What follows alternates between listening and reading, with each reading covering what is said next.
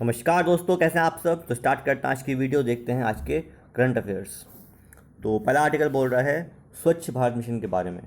स्वच्छ Bharat mission urban ये mainly focus करता है on achieving an open defecation free India, building solid waste management capacity and bringing about behavioural change.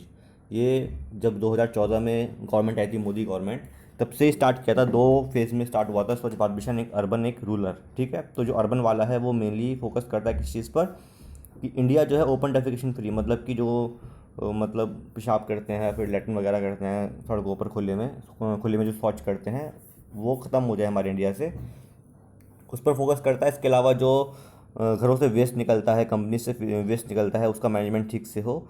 और जो लोगों का बिहेवियर है कि भाई चलते हुए कूड़ा फेंक देना रास्ते में, थूकना रास्ते में, शौच करना रास्ते रास्ते में, तो इन सबको चेंज किया जाए, ये इसका मेन मिशन था। ठीक है, ये डिपेंड करता है किस पर, कोऑपरेटिव एंड कॉम्पिटिटिव फेडरलिज्म पे, मतलब कि जैसे सब मिलके काम करें और जो स्टेट्स हैं उनके बीच में क्या हो, कंपटीशन भी हो कि जैसे कौन कितना अच्छा काम कर रहा है इस चीज़ को लेके। इसलिए ये हर साल जो है रैंक निकालते हैं स्टेट्स का, सिटीज़ का रैंक निकालते हैं कि ये किस सिटी ने कितना अच्छा काम किया। जैसे इंदौर है, इंदौर 4-5 साल से नंबर 1 पे आ रहा है। ठीक है, स्वच्छ भारत मिशन के अंदर। It is estimated that the various initiative under Swachh Bharat Mission Urban can mitigate 17.42 million ton carbon dioxide equivalent to green house gas emission by 2020। ये एस्टिमेट लगाया गया है कि इस मिशन के द्वारा हमारे एनवायरनमेंट से 17.42 million tonne CO2 gas absorb की गई है। ठीक है, मतलब जो है उसका एमिशन रोका गया है with the help of this mission, इसलिए ये मिशन इंपॉर्टेंट हो जाता है। चलिए देखते हैं अगला आर्टिकल क्या है। स्मार्ट सिटीज़ मिशन, ये भी जो है इसीलिए है कि जो सिटीज़ हैं वो स्मार्ट बने और जो डेवलपमेंट है सिटीज़ के अंदर वो सस्टेनेबल वे में हो। तो smart cities mission is adding technological advancement of our cities to improve governance, sustainability and disaster risk resilience. एक तो जो सिटीज़ के अंदर है वो गवर्नेंस उनका इम्प्रूव हो, ठीक, जो सर्विसेज हैं लोगों को सही से सही टाइम पर मिलें, सस्टेनेबल डेवलपमेंट हो सिटीज़ के अंदर, भाई पार्क हो, प्रॉपर फॉरेस्ट एरिया हो, स्मॉल फॉरेस्ट एरिया। ठीक है, और अगर कोई आपदा आती है तो उसका जो है मिटिगेशन आराम से हो। ठीक, तो उसके लिए डिजास्टर रिस्क रेजिलियंस टीम बनी होनी चाहिए। और smart solution are being implemented to improve the energy efficiency and non motorise transport capacity. इसके अलावा जो है ऐसी तकनीक, मतलब जो है टेक्नोलॉजी डेवलप की जाए कि जो है एनर्जी एफिशिएंट अप्लायंसेस यूज़ करें, या जिसमें कम एनर्जी खपत हो वो चीज़ें यूज़ करें। और non motorise transport capacity centres में बढ़नी चाहिए। Climate Smart Cities Assessment Framework has been adopted, which aims to help cities adapt, collaborate, and exchange best practices to achieve international standard for green, sustainable, and resilient urban habitat। जो climate smart cities assessment framework है ये चाहता है ऐसी technique adopt करना जिससे कि cities जो हैं वो जो नए नए प्रैक्टिसेस हैं जो पूरे वर्ल्ड में इम्प्लीमेंट होती हैं, यूज़ होती हैं, उनको अडेप्ट करे, उनके साथ कोलैबोरेट करे और जो है कुछ सीखे उनसे, जिससे कि अपने कंट्री में भी सिटीज़ वो चीज़ इम्प्लीमेंट करें और ग्रीन, सस्टेनेबल और रिजिलियंट अर्बन हैबिटेट डेवलप हो पाए। नेक्स्ट देखते हैं article, that is Amrut. Amrut के बारे में जान लेते हैं। ये under Amrut water supply and management, energy efficiency and increased green spaces have been part of the goal in 500 target cities. Amrut जो है इस स्कीम के अंडर में 500 सिटीज़ को टारगेट किया गया है। उसमें जो है सही से वाटर सप्लाई हो, एनर्जी एफिशिएंसी हो और जो है ग्रीन स्पेस बढ़े वहाँ पर, ये लक्ष्य रखा गया है। अब तक जो है 1831 पार्क्स डेवलप कर दिए गए हैं ओवर 3700 एकड़ एरिया में। ठीक है, 85 लाख स्ट्रीट लाइट्स लग चुकी हैं, जिससे कि एनर्जी सेविंग हो रही है कितना, अराउंड 185.33 करोड़ यूनिट्स की एनर्जी सेविंग है। और 106 वाटर बॉडीज़ को रेजुविनेट किया गया है, मतलब कि जो है उनको दोबारा, अगर वो मर गई हैं, डेड हो गई हैं, तो उनको दोबारा से ज़िंदा किया गया है वाटर बॉडीज़ को। इस मिशन का लक्ष्य है कि 48.52 मिलियन टन कार्बन डाइऑक्साइड जो है वो मिटिगेट करना, कब तक, 2022 तक, अगर ये मिशन कामयाब होता है तो। चलिए नेक्स्ट आर्टिकल है प्रधानमंत्री आवास योजना के बारे में। प्रधानमंत्री आवास योजना जो है इसका लक्ष्य है कि 1.12 करोड़ हाउस इसने सैंक्शन कर दिए हैं अब तक।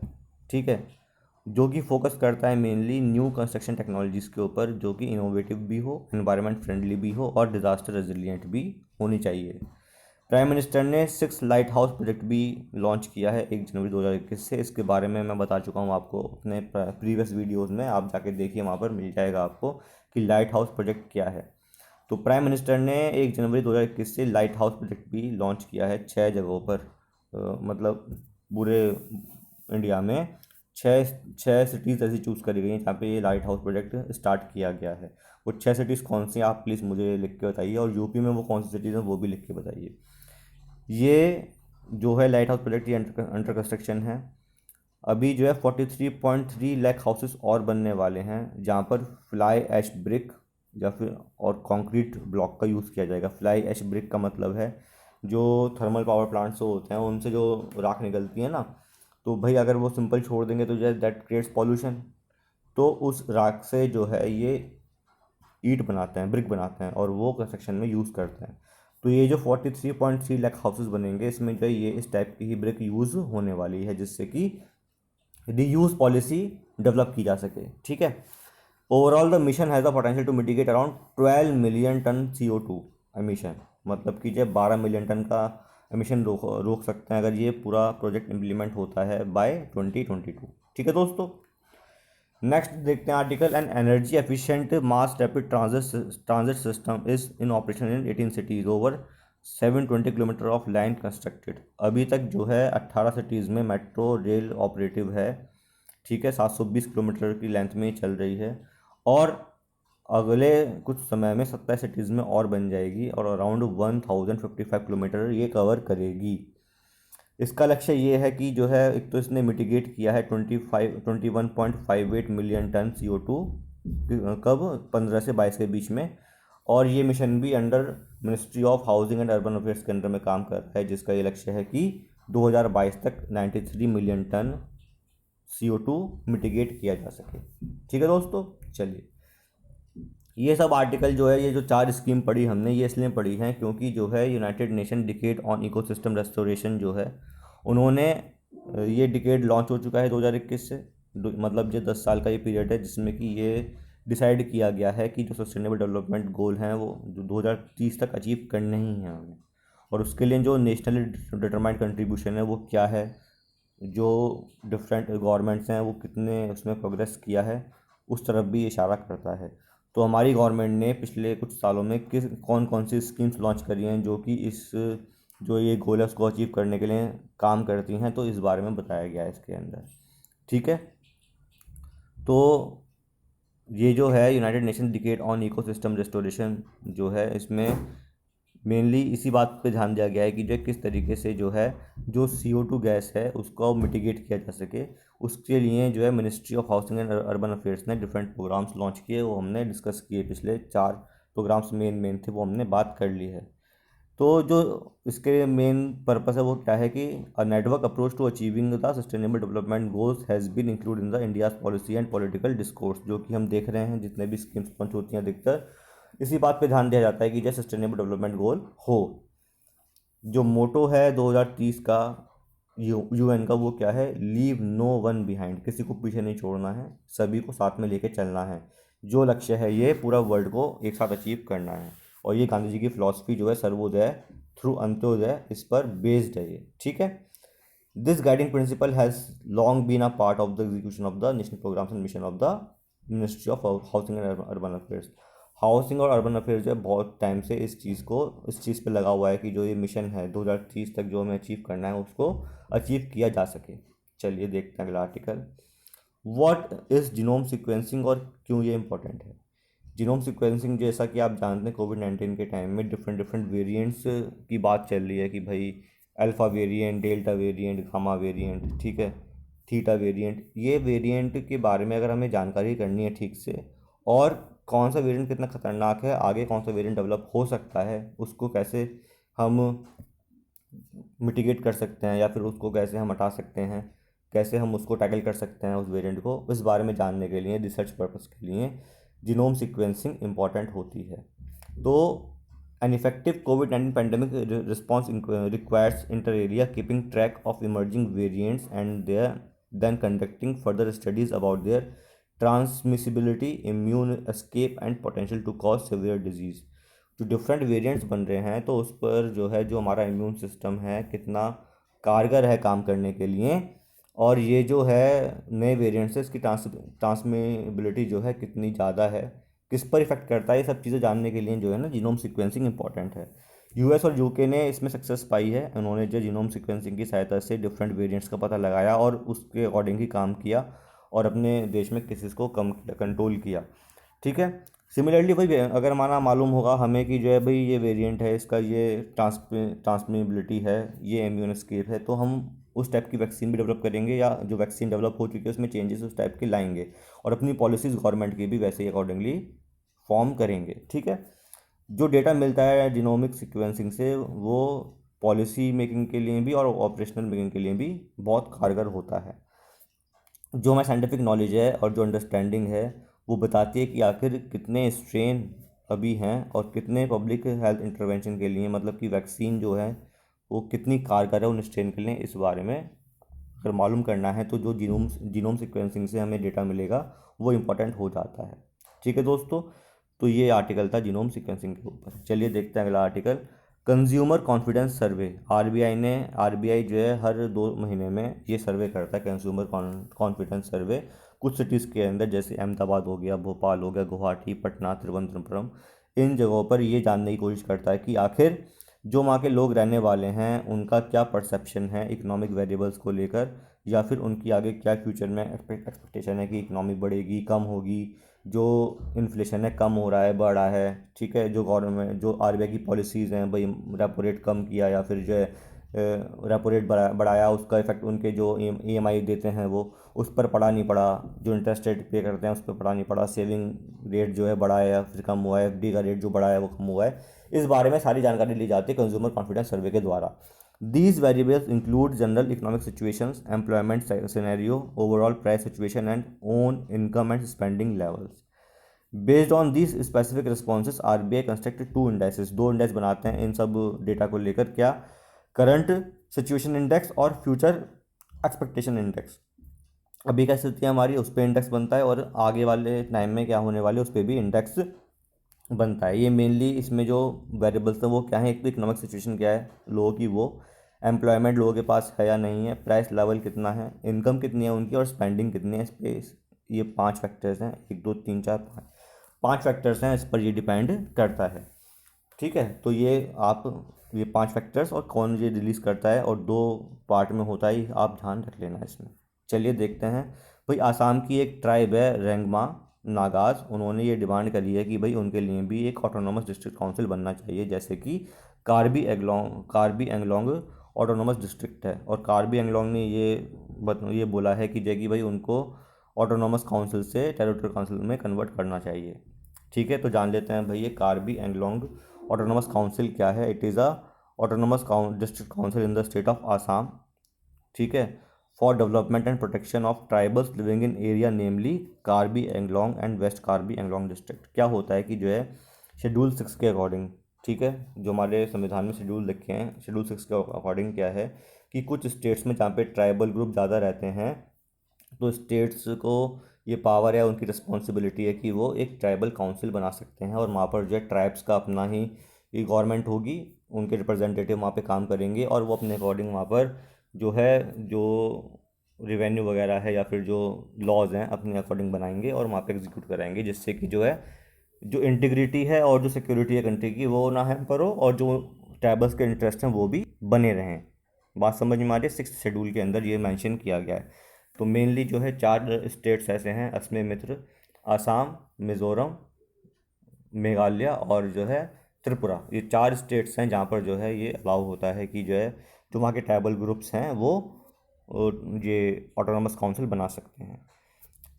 बात समझ में आ रही है। इसके बारे में और डिटेल में पढ़ना है तो जो है आपको 6 शेड्यूल पहले पढ़ना चाहिए कि कौन कौन से स्टेट्स हैं और किस किस के पास पावर है वहाँ पर जो है, जो सेंटर रूल बनाती है तो किसके पास पावर है ये डिसाइड करने की कि वो रूल उस काउंसिल में इम्प्लीमेंट होगा या नहीं होगा, इस बारे में भी आपको जानना है। चलिए तो अगला आर्टिकल देखते हैं कि रामनाथ कोविंद जी जो प्रेसिडेंट है हमारे, उन्होंने अनूप चंद्र जो रिटायर्ड आईएएस ऑफिसर हैं यूपी कैडर से, उनको जो है इलेक्शन कमिश्नर के पोस्ट पर अपॉइंट किया है। तो भाई जान लेते हैं भाई इलेक्शन कमीशन ऑफ इंडिया के बारे में थोड़ा बहुत। ये एक कॉन्स्टिट्यूशनल बॉडी है जो कि रिस्पॉन्सिबल है किसके लिए, जो हमारे देश में इलेक्शन होते हैं उसको कंडक्ट करने के लिए ये रिस्पॉन्सिबल है। पंचायत इलेक्शन नहीं कराती है, ठीक है ना, ये कराती है आपके स्टेट के और जो सेंटर के इलेक्शन है वो, प्लस प्रेसिडेंट के इलेक्शन, वाइस प्रेसिडेंट के इलेक्शन, ये कंडक्ट कराती है इलेक्शन कमीशन ऑफ इंडिया। ये इस्टेब्लिश हुई थी 25 जनवरी 1950 में। इसका मेन एम वही है कि जो है कि हमारे देश में इलेक्शन जो हैं वो ठीक ढंग से हों, किस किस के, पार्लियामेंट के, स्टेट लेजिस्लेचर के, प्रेसिडेंट के और वाइस प्रेसिडेंट के, ठीक है। इसके बारे में और डिटेल में हम पढ़ेंगे पॉलिटी के अंदर। चलिए अगला आर्टिकल बोल रहा है, सुप्रीम कोर्ट ने ये अभी कहा है भाई, जैसे कल हमने आर्टिकल पढ़ा था कि वहाँ पर जो मतलब जो बच्चे भाई कोविड-19 का जो सेकेंड वेव आया है उसमें बहुत सारे यंग पेरेंट्स नहीं रहे, तो उनके बच्चे भाई ऑर्फन हो गए हैं। तो सोशल मीडिया में ये न्यूज़ घूम रही है कि जो भाई वो बच्चे अवेलेबल हैं फॉर अडॉप्शन। तो सुप्रीम कोर्ट को मालूम चला, तो उन्होंने इसके लिए आपत्ति जताई है। उन्होंने ये कहा है कि जय भाई ऐसा क्यों हो रहा है, ये इलीगल है कि जय कोई भी स्ट्रेंजर जो है चिल्ड्रन को अडॉप्ट करेगा बिना किसी परमिशन के। हमारे देश में कारा, सेंट्रल अडॉप्शन रिसोर्स अथॉरिटी है कारा, जो कि इस चीज़ को देखती है कि हाँ भाई कोई बच्चा किस रूल के तहत में अडॉप्ट हो रहा है, जिससे कि इन फ्यूचर उसके जो राइट्स हैं वो वायलेट ना हो, किसके, जो बच्चा अडॉप्ट हुआ है उसके राइट्स, और जो पेरेंट्स हैं वो भी उस बच्चे का मिसयूज़ ना करें। तो कारा के बारे में जान लेते हैं। It is the autonomous and statutory body under the ministry of women and child development. ये 1990 में एस्टेब्लिश हुई थी। It function as the nodal body for the adoption of Indian children and is mandated to monitor and regulate the in country and inter country adoption. हमारे देश के अंदर जो adoption हो रहा है वो, और जो बाहर देश से होता है अडॉप्शन, उसको भी ये रेगुलेट और मॉनिटर करती है। कारा जो है वो डिज़ाइन है as a central authority to deal with inter country adoption in accordance with the provision, जो हेग कन्वेंशन में प्रोविज़न बनाए गए थे ना, उस पर बेस्ड है। इसके अलावा जो हमारी कंट्री में भी, हमारी कंट्री ने जो है ये जो हेग कन्वेंशंस हैं इसके जो प्रोविज़न्स हैं वो 2003 में रेटिफाइड कर दिए हैं, मतलब कि हमारी कंट्री भी इन कन्वेंशंस को मानती है। ये मेनली डील करते हैं किसके साथ, जो बच्चे अनाथ हो गए हैं, ऑर्फन हैं, अबेंडेंड हैं या सरेंडर्ड हैं, उनको मतलब जो अडॉप्शन के प्रोसेस को डील करती है ये, ठीक है। इसके अलावा 2018 में कारा ने जो है जो लोग लिव इन में रह रहे हैं वो भी बच्चे अडॉप्ट कर सकते हैं, इसके लिए भी इन्होंने अलाउ किया था, ठीक है। चलिए देखते हैं अगला आर्टिकल। अगला आर्टिकल है ऑपरेशन पेंजा के बारे में। अभी ऑपरेशन पेंजा चलाया गया है, इसके ऑपरेशन के साथ जो है around 1.10 lakh web links including website and online market place को हटा दिया गया है, ठीक है, नेट से।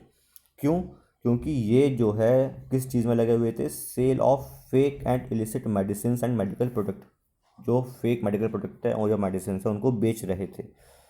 तो इंटरपोल का ये ऑपरेशन है, उन 92 कंट्रीज़ में इन्होंने चलाया ये, और 1.10 लाख वेब लिंक्स या वेबसाइट्स हटा दी गई हैं। जैसा कि हमारे देश में सीबीआई जो है इंटरपोल से रिलेटेड है, तो हमारे देश में भी ये चलाया गया ऑपरेशन और हमारे देश से भी कुछ वेबसाइट्स को ऐसे हटाया गया है। चलिए तो नेक्स्ट आर्टिकल देख लेते हैं। सुप्रीम कोर्ट ने अरावली रेंज पर कुछ अपना डिसीजन दिया, कुछ इंस्ट्रक्शन दिए हरियाणा गवर्नमेंट को, क्या कि भाई अरावली रेंज के आसपास जो भी इंक्रोचमेंट हो रही है उसको तत्काल प्रभाव से रोक दिया जाए, क्योंकि ये एनवायरनमेंट के लिए सही नहीं है। तो जान लेते हैं भाई अरावली रेंज क्या है। ये एक माउंटेन रेंज है जो नॉर्थ वेस्ट इंडिया में चलती है भाई, जैसा कि आप जानते हो ये इंडिया है, ये नॉर्थ वेस्ट हो गया ये अरावली रेंज। यहाँ पर दिल्ली जो होती है, दिल्ली से लेकर ये गुजरात तक जाती है अरावली रेंज, ठीक है। तो अराउंड 670 किलोमीटर तक ये फैली हुई है, जो स्टार्ट होती है दिल्ली से और पास होती है हरियाणा, राजस्थान और गुजरात में एंड करती है। सबसे बड़ी पीक जो यहाँ पर गुरु शिखर है अरावली रेंज की, जो कि 1722 मीटर ऊंची है। अरावली रेंज एक तरह से सबसे ओल्डेस्ट फोल्ड माउंटेन है इंडिया के अंदर। हिमालय भी फोल्ड माउंटेन है ना, ठीक है। तो अरावली रेंज भी ब्लॉक माउंटेन नहीं है, ध्यान देने वाली बात है, it is a fold mountain, लेकिन ओल्डेस्ट है। अब मतलब क्या हो गया, इसका डिप्रीवेशन हो गया है, डिग्रेडेशन हो गया है, इसलिए इसकी हाइट कम हो गई, लेकिन पहले इसकी हाइट हिमालय से भी ऊंची हाइट थी, ये बोलते हैं, ठीक है। तो जो इसकी हिस्ट्री अरावली रेंज की बहुत पुरानी है। जब इंडियन प्लेट सेपरेट हुई थी मेडागास्कर प्लेट से, तब से ही ये अरावली रेंज है। दो रिवर्स मेनली बानस और सहीबी रिवर्स निकलती हैं, जो ट्रिब्यूटरी यमुना की, और लूनी रिवर भी निकलती है जो कि रन ऑफ कच्छ में जाके गिरती है। Sariska leopard, Delhi leopard wild life corridor है 200 किलोमीटर लंबा यहाँ पर, जहाँ पर लेपर्ड रहते हैं, और सरिस्का टाइगर रिजर्व भी यहाँ पर राजस्थान में है, ठीक है। चलिए अब आते हैं बात कि पार्लियामेंट का जो सेशन होने वाला है जुलाई में शेड्यूल किया गया है कि जो कि मानसून सेशन जुलाई से स्टार्ट होगा। लास्ट सेशन जो हुआ था वो 25 मार्च को हुआ था, जो कि साइन डाई के द्वारा उसको बंद कर दिया क्योंकि कोविड केस बढ़ने लगे थे। और जैसा कि कॉन्स्टिट्यूशन में नॉर्म्स है कि जैसे दो सेशन के बीच में मैक्सिमम 6 मंथ्स का गैप हो सकता है, मैक्सिमम 6 मंथ्स का, ठीक है। तो उससे पहले ये सेशन होना चाहिए। आर्टिकल 85 जो है ये बताता है कि there should not be a gap of more than 6 months between the two session of parliaments. लेकिन ये बात ध्यान देने की, कॉन्स्टिट्यूशन ये स्पेसिफाई नहीं करता कि जो पार्लियामेंट जब बैठेगी तो वो कितने टाइम के लिए चलेगी, ये नहीं लिखा हुआ कॉन्स्टिट्यूशन में। मतलब लेकिन 6 महीने के अंदर सेशन तो होना है, लेकिन वो सेशन चलेगा कितने टाइम के लिए ये कहीं पे मेंशन नहीं है। The power to convene session of parliament rest with the government, जो गवर्नमेंट है उस पर डिपेंड करता है कि जब सेशन कब होना है। जो कैबिनेट कमेटी है वो डिसीजन लेती है इस चीज़ का और वो बताती है प्रेसिडेंट को, और फिर वो उसको समन कर, मतलब जो है बुलाते हैं सेशन को, समन करते हैं कि जो कि यहाँ पे आइए और मिलिए आके, ठीक है, सेशन को ऑर्गेनाइज करिए। चलिए नेक्स्ट आर्टिकल है जो यूएन सिक्योरिटी काउंसिल हैं उन्होंने जो है सेक्रेटरी जनरल एंटोनियो गुटेरेस का जो कार्यकाल है वो 5 साल के लिए और बढ़ा दिया है। अब वो 1 जनवरी 2022 से 31 दिसंबर 2026 तक दोबारा चुने गए हैं। तो जान लेते हैं कि जो यूएन सेक्रेटरी जनरल क्या होता है। It is a UN charter describe करता है secretary general as a chief administrative officer of the organisation. जो आपका यूएन है उसका जो चीफ एडमिनिस्ट्रेटिव ऑफिसर हैं वो होते हैं यूएन सेक्रेटरी जनरल, ठीक है। Who shell act in that capacity and perform such other functions that are entrusted to them by the Security Council, General Assembly, Economic and Social Council and United Nation। तो मतलब जो भी UN के organs हैं वो उनके अंदर जो काम परफॉर्म होने हैं, जो भी फंक्शन परफॉर्म होने हैं, उसकी रिस्पॉन्सिबिलिटी जो ये होते हैं चीफ एडमिनिस्ट्रेटिव ऑफिसर, इनकी होती है, ठीक है दोस्तों। चलिए देखते हैं आर्टिकल ब्रिक्स के बारे में। पिछले अभी कुछ टाइम पहले समिट ऑर्गेनाइज हुई थी फॉरेन मिनिस्टर की ब्रिक्स की, तो उस बारे में ब्रिक्स इंपॉर्टेंट हो जाता है इस साल। तो जान लेते हैं ब्रिक्स के बारे में। ब्रिक्स क्या है? It is the acronym for the grouping of world's leading emerging economies. कौन सी हैं? B for Brazil, R for Russia, I for India, C for China, S for South Africa. 2001 में ब्रिटिश इकोनॉमिस्ट थे Jim O'Neill, उन्होंने ये brick term coined की थी, किसको मिला के? Brazil, Russia, India and China, जो कि इमर्जिंग इकोनॉमिक्स थी उस टाइम पर। और फिर उसके बाद जो है साउथ अफ्रीका भी आ गया था, तो ये मिल के ब्रिक्स बन गया था। 2010 में साउथ अफ्रीका भी आ गया था इसमें। तो ब्रिक्स के जो चेयरमैनशिप है वो अकॉर्डिंग टू द एक्रोनिम, मतलब पहले बी, फिर आर, फिर आई, फिर सी, फिर एस, ऐसे चेंज होती रहती है और हर साल ये जो है चेयरमैनशिप चेंज होती रहती है। इंडिया के लिए ब्रिक्स किस लिए इंपॉर्टेंट है? क्योंकि डेवलपिंग कंट्रीज़ में इंडिया एक इम्पॉर्टेंट रोल प्ले करता है और ग्लोबल साउथ का जो एजेंडा है उसको आगे बढ़ाने के लिए भी ये ब्रिक्स जो ग्रुपिंग है ये इंपॉर्टेंट है। इसके अलावा जो है क्लाइमेट चेंज हो गया या डब्ल्यूटीओ में कुछ चेंजेस करवाने हैं या और भी जो भी इश्यूज़ हैं डेवलपिंग कंट्रीज़ के, उसको आगे रखने के लिए ये ब्रिक्स फोरम बहुत ही इंपॉर्टेंट है, ठीक है। चलिए देखते हैं। नीति आयोग ने और परामर फाउंडेशन जो है उन्होंने मिलकर जो है एक स्कीम लॉन्च करी है, सुरक्षित हम सुरक्षित तुम अभियान, 112 डिस्ट्रिक्ट के अंदर। इसके अंदर क्या होगा? कोविड होम केयर सपोर्ट दिया जाएगा, किसको? 20 लाख सिटीजन्स को, ठीक है। ये अभियान जो है ये किसका मतलब जो है जो एस्पिरेशनल डिस्ट्रिक्ट कोलैबोरेशन है उसका एक पार्ट है, जिसमें लोकल लीडर्स, सिविल सोसाइटीज़ और वॉलंटियर्स को काम दिया जाएगा कि जो वो जाएं और जो इस स्कीम के अंडर में बातें हैं वो वहाँ पर परफॉर्म जाके करें। तो दोस्तों ये आज के आर्टिकल, तो उम्मीद करता हूँ कि आपको समझ में आए होंगे। अच्छे लगे video please like this video, share this video, thank you, have very nice day.